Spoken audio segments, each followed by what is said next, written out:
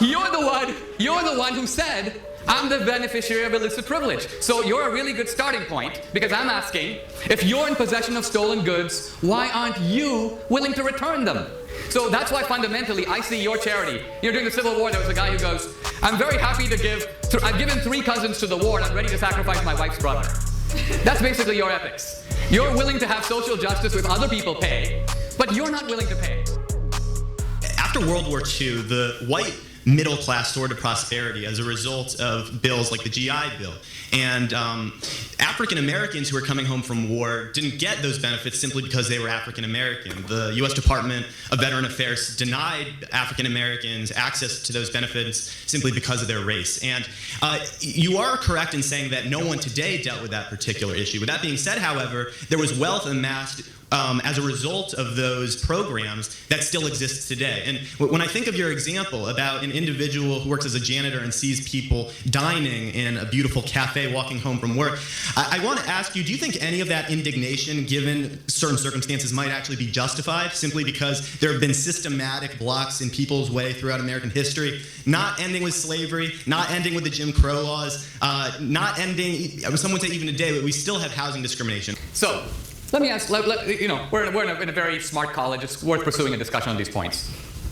So there are Americans whose present benefits are due to past advantage. By the way, this past advantage, which is often assumed to continue with the white man, actually goes all the way back to the beginning. The American Indians who were here first, right, had a huge advantage. We presume that they owned the whole country. Now, by the way, let's pause for a moment. How do you get to own a country? If you have Cain and Abel is a shepherd, and Cain is a farmer, and Cain says, okay, I'm not going to put a fence around the whole world. I own it, because I'm the only guy here. You're a shepherd. And my descendants will now inherit the earth, and anybody who shows up is a usurper. Rousseau says that the first guy who puts up a fence and claims he owns something is a con man. So the American Indians came. They happened to be first. They came in a bunch of tribes. The Navajos who got the land took it from the Hopi or the Pueblo. Their law of the jungle was conquest. That's how they got the land. There's a big fight about the Black Hills that I cover in the film. The Sioux who got the Black Hills took it from the Cheyenne. So when we say, oh, give us the land back, are you going to turn around and give it back to the Cheyenne? Oh, no, it's ours. Really? How come you own it forever now? So what I'm getting at here is, history is very complicated. Are you actually saying that you believe in a rule of social justice today that says globally, let's look at this as a global rule of justice, I'm going to figure out whose ancestors did what to whom, and I'm going to return goods that were illicitly taken from the beginning to the people who had it originally. Do you believe that that's a viable way to organize our society? Do you believe, if I can ask you a direct question, that you are the beneficiary of white privilege here at Amherst? I don't know. Well, yeah, and I don't just say I have white privilege. I try to help those who have not benefited. I think the essence of much of this discourse surrounds hypocrisy, and you're trying to demonstrate that I'm a hypocrite. I say I benefit from white privilege, yet I don't actually do anything. All of which is to say, it's not like I picked anyone out to help based on the color of their skin, but I was a tutor for people who tended to be low income when I was in high school. I suppose that would be one direct answer to your question. That's great. Good job. But how do you know that your ancestors even participated in that, and why are you taking collective guilt for something you may have nothing to do with? The point that Dinesh raises is exactly the point I tend to make a lot. Ownership only matters to the degree that you can use force to retain that ownership. No one created this land. The only reason that different countries exist is because different groups of people have force and are able to maintain ownership of it. If some powerful group of aliens comes over and decides they want to conquer Earth, we're not going to be like, hey, yo, America, that's for the Americans.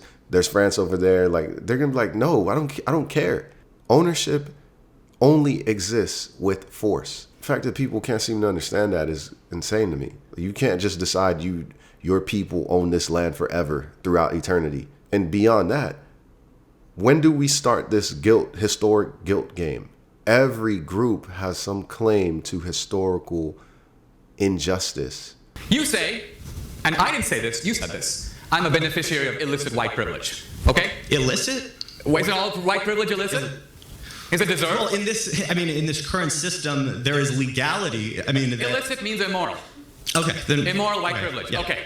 So then if I were to say to you, there are surely many deserving minorities who would like to come to Amherst but have the inherited disadvantage of American history. Therefore, since you are an acknowledged beneficiary of illicit privilege, would you be willing to step aside voluntarily, putting your own moral mouth where your self-proclaimed virtue is, and give your seat, not my seat. I realize you may be super generous with other people's advantages and favor affirmative action, so other white kids who apply to Amherst are turned away to open spaces for minorities. But I'm not talking about you acting out your virtue on them. I'm talking about you acting out your virtue on you. Mm-hmm. Are you willing to give up your illicit seat that you don't deserve here at Amherst to make room for a disadvantaged minority? Yes or no? Okay, well, let me start here. I don't know how you got on the topic of affirmative action. By following the logic of your... No, I never said specifically that. I think that... And here he goes stuttering. It's a simple question. Are you willing to give up these privileges that you've acknowledged are illicit to other people? Not are you willing to make ridiculous assumptions about the lives of other people simply because they fit loosely into these ridiculous group demographics. They always start beatboxing. Make them put their money where their mouth is, they start beatboxing. Suddenly it's like, I'm not so privileged. You know, what about other people? Ridiculous, man. Like, I think the world would be so much better, and I think we'd be so much further as a society if people could experience the ramifications of the political beliefs that they have. Oh, you believe in completely open borders, no human is illegal? Perfect. We're going to put you in a place where that is the case. Oh, you believe in equal wealth distribution? Perfect. We're going to put all you guys who believe in that and equally distribute you guys' wealth amongst each other. They never put their money where their mouth is. They never practice what they're preaching. They always want other people to do it. Race-based affirmative action is the best way to rectify the systems of injustice. Why don't you practice it by stepping out? And why don't you go to the registrar tomorrow and tell them you want to withdraw from Amherst? Are you listening to what he said? Yeah. I'm listening. Go ahead. Okay, well, I mean... Look, I'm only continuing to engage because you continue to engage in me, and I do want to hear other people's questions. But in response to that, again, what you're trying to demonstrate is that everyone's hypocritical. As someone once said, that we're all dirty up to our arms. And so that's my response to you. But I would still like a response to my question regarding the inequity that I talked about with the U.S. Department of Veterans Affairs. That is passed down, and it's documentable wealth. The same way that the wealth created or the wealth stolen as a product of slavery was also documentable wealth. We have numbers that demonstrate precisely how much wealth was stolen, and that's money that in some way could be given back. Now, if we're saying that it's absolutely impossible to give that money back because it's too hard to trace, we'd have to give money to the African tribes, we'd have to give money to people who no longer exist, that's absolutely fine, but we have to understand that we haven't really come to terms with that injustice that's been perpetrated, and if we are admitting that no one is perfectly entitled to absolutely everything that their ancestors had stolen from them, then we also have to accept that there are people today who benefit from the fact that their parents and grandparents profited from this immoral system. And the way to deal with that is with a social safety net that enables everyone to thrive. I'll leave you there. Yes. Well, the core of the American system, this will actually answers your question directly, is that what do we do about the conquest ethic of the past? And here there are two options. One option is we establish equal rights under the law. That was the solution of the civil rights movement. That we have had race-based discrimination, we've had racial hierarchy. Let's stop. Let's treat people according to the color of according to the content of their character. Equal rights under the law. Equal rights under the law. The other option, which you're defending, is you could essentially call it, let's correct for history. Let's correct for history. Let's try to find out who are the people in possession of stolen goods, and let's return it. Now, the first thing I'm trying to say is, this is a hugely controversial principle because it actually involves wrecking the freedom of a free society. You basically have to put it frankly, if we were to carry that out, go into people's homes and take their stuff. Take their furniture, take their cars. You don't seem to have even the guts to do that. You don't have the moral self-confidence to do it yourself. It may be, if I am advocating a rule of social justice and I'm advocating for the whole society, before I persuade everybody else, let's say I'm a Christian and I believe everybody should give 10% of their wealth to help the poor. And I go, you know what? The Bible says this, the Bible says that, everybody should give 10% of their wealth to help the poor. And somebody says, Dinesh, are you giving 10% of your wealth? And I'm like, actually no, But I did do some tutoring. And you go, wait a minute, aren't you advocating, aren't you saying that there is a moral duty to do this? Why don't you do it? Before you convince us, you do it. And you're like, I don't think I should do it because society is extremely complex, and I don't think I should do it unless everybody else does it. No, either you believe in it and you do it. Once you've done it, you might impress us. And then you might convince the rest of us that our wealth is also ill-gotten. But you can't do it. And I'm not trying to indict everybody of hypocrisy, only you. Because people seem to have a hard time understanding how history works.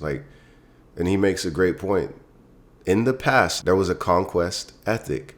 That was just what people did. They just conquered stuff. There's no historic claim to anything. You're the one who said, I'm the beneficiary of illicit privilege. So you're a really good starting point, because I'm asking, if you're in possession of stolen goods, why aren't you willing to return them? So that's why fundamentally I see your charity. During the Civil War, there was a guy who goes, I'm very happy to give, I've given 3 cousins to the war and I'm ready to sacrifice my wife's brother. That's basically your ethics. You're willing to have social justice if other people pay, but you're not willing to pay. And that's the problem with the progressivism that marches behind social justice while protecting its own privileges. You know how you said, we all have to survive. Really? You have to be an Amherst to survive? You don't have to be an Amherst to survive. You have to be an Amherst to benefit. You have to be an Amherst because you're getting opportunities at this college that many other people are not getting. So if you say you believe in equal opportunity, you're a hypocrite because you are taking advantage of opportunities unavailable to others. But for you, this hypocrisy is fully justified because you are militating on behalf of the poor. But if you are against privilege, this college is privilege. So there's a glaring hypocrisy, and you will never turn your moral mirror on yourself to say, what am I doing about it? That's my point. For you, society should act before you do, to enforce your moral code. Let's take a couple more questions. That's pretty much, man, this guy got torched. But anyways, that's the video. Let me know what you guys think. Make sure to like and subscribe, and I'll see you guys later.